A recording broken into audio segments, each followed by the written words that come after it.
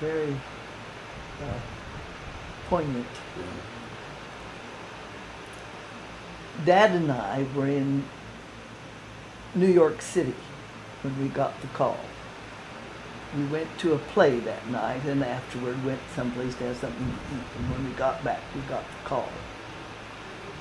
Well, Dad was not about, of course, to go to bed or to settle down at all. We wandered the halls and the elevators all night until the next morning when the Husky plane took us back to Cody, and Dad let me go too. And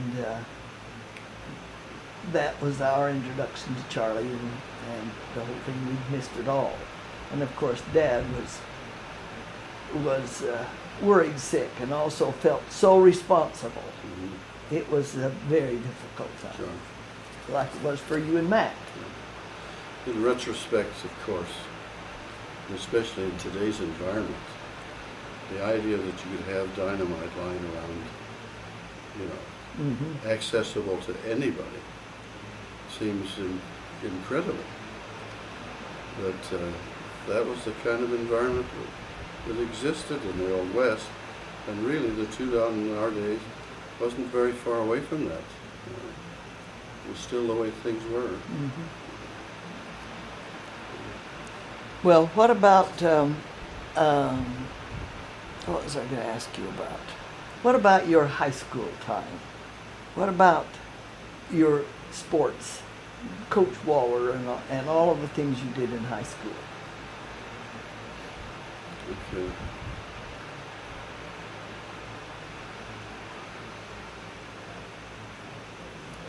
Well, of course, I never played baseball because baseball's a summer game. Mm-hmm. And of course, I was always on the ranch. All of the boys played what was called American Legion, Mm-hmm. American Legion baseball. But the other sports I played,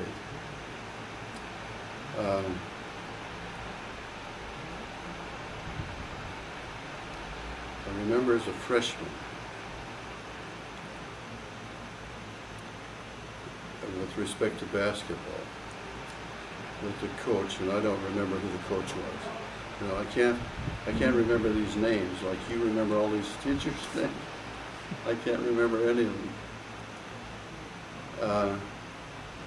Had already somehow made decisions about who should be on the basketball team. Was Sampson already the basketball coach at that point? I couldn't say. And Stone became so along the In way. any case, the team did not include either Keith Kincaid nor I. And of course that was a blow to our egos. It happened that we were playing intramural games at that time. And he and I played on an intramural team, and in one of those games we were so hot we could stand on our heads and still make baskets. And because of that, we were able to be on the team because we were terrible. we all were terrible. The only really good basketball player I ever knew was this guy whose name was Smith, who died in the war. Mm-hmm. Do you remember his first name? Not Melvin. I should Do you remember. remember we used to call him Swish? Oh, yes. Just And but we called him Smitty, didn't we? I don't know. I'm not sure of that But either. because he was so good Uh-huh. making baskets. Swish. For the rest of us, well, there was that famous game that we played in Matitsi. Were you on that? Went to Matitsi. There was a small room with a low ceiling. There was a high window up on one wall that was broken, and so the weather had come in, and the floor had been wet probably many times. And they were, of course, tongue and groove hardwood floors, and they'd all warped so that you had a washboard effect. So that's so much for the floor. The baskets, to be the correct standard height, which I think is like about 10 feet, had to be only a couple of feet from the ceiling.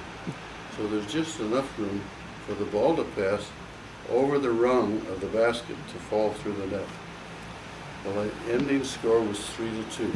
I remember the game. There was only one field goal made, and the rest of the points were made as free throws. I think it made the national news. I don't know, but then of course we had to take a shower, and this was before softeners. And then the boys' shower, it was all so kicked up with salts and everything that there was only one opening in the shower head that would pass water. And it was like a drill. You know, boy did that hurt. That really stung. I'll never forget that. That was a great experience. Anyway, so I played basketball from the time I was a freshman. In football, though, I only started to play on the team as a sophomore. And I've always related that to a tragedy. I can't remember the name of the kid. He was my age. Perhaps your age, but I think my age. I should remember his name, but I don't. He had his arm torn off in a pea viner. Do you remember that? And was killed. And he was one who played end on the football team. Because of his accident, I became end in his place. Oh, there's no joy in that, is there? Not a lot. I can remember the first touchdown I ever made, ever. We were playing against Grable, in Grable. They had a guy that played for them, I think, no, I don't remember his name. Just about to give a name, but it would be the name of an old Bronx thumper. In any case, the time came when the pass was thrown to me in the end zone, and we made a touchdown against Grable. They were a much stronger team than ours, but I remember I was so excited I cried.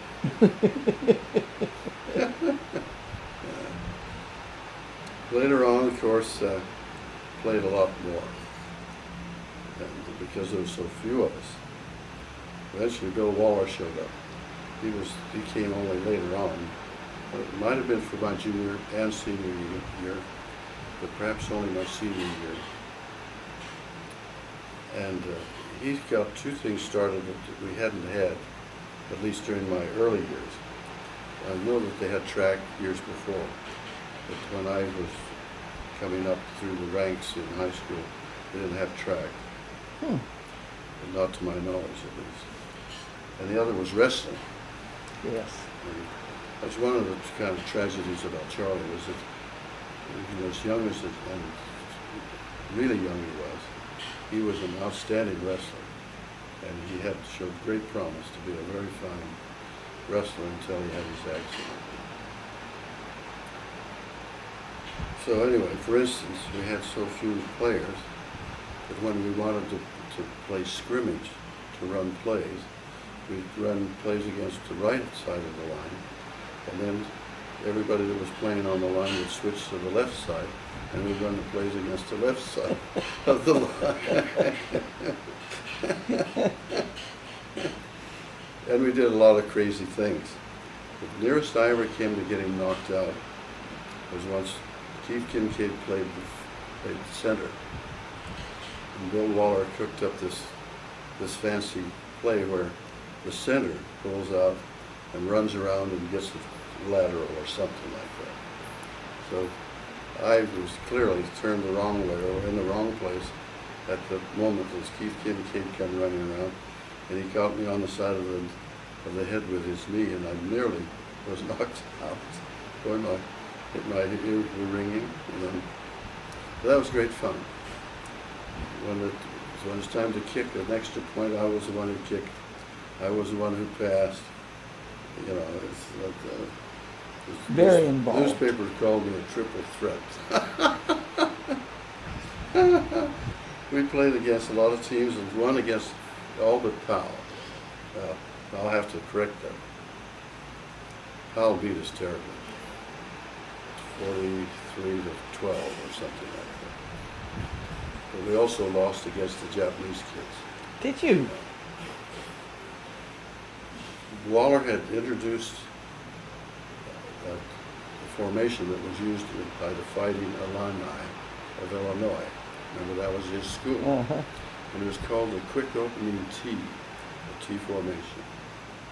And it was very effective. But the Japanese kids played it better than we did. The same game. Well, I thought under Waller you did a lot of track. Well, then later, this only happened when I was a senior. And I think, we talk about how sports is supposed to teach you important lessons. Perhaps one of the most important lessons that's for sports, or that sports taught me, related to track. And it's kind of a progression sort of thing. It takes some telling. There are only 3 of us on the track team. Really? Right. I put the shot and threw the discus. Somebody was a broad jumper. And it's a pity that I don't remember his name.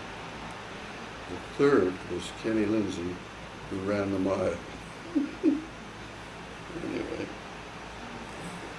And so the first thing we went was to a dual meet in Powell. And then Take the whole team in the backseat of your car. that's right. So the next week, or the second week or something like that, we went to a district meet. And I don't remember where that was. But finally, we ended up going to the state meet in Laramie. I think it was Laramie. Could have been Rawlins. But it was in the South. I had been competing against these guys at Powell. Keith Bloom was one. And every time we had a meet, we got better. That's the whole point. If we had used our experience in that first dual meet as a criterion, we would never have gone on. But every week we got better, and we worked at it and worked at it, until finally, in Laramie, we were only 2 in Laramie, that we were 3rd in the state as a team, because I got 1st in the shot put and 2nd in the discus. Just think. Kenny Lindsay ran the mile at the dual meet, and it seemed like 15 or 20 minutes later he was still struggling. Waller wouldn't let him stop. That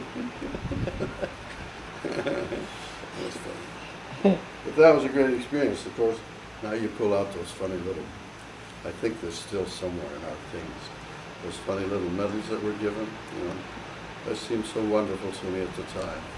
Not anymore. It's some way to to acknowledge the game is what it really is. Okay, now what about Laramie? You did the track at Laramie. Yeah, but not really. I don't know whether I could have done something useful. I was strong, of course. I'd worked really hard on the range all my life, and I'd wrestled under Waller, though we didn't. When I was still in school, we didn't have any competitions except in the school, and that, by the way, is a source of embarrassment to me. What was it? Because there was nobody I couldn't beat. In fact, fairly easily. We had 2 demonstrations. One of them, at least, was at the halftime of a game.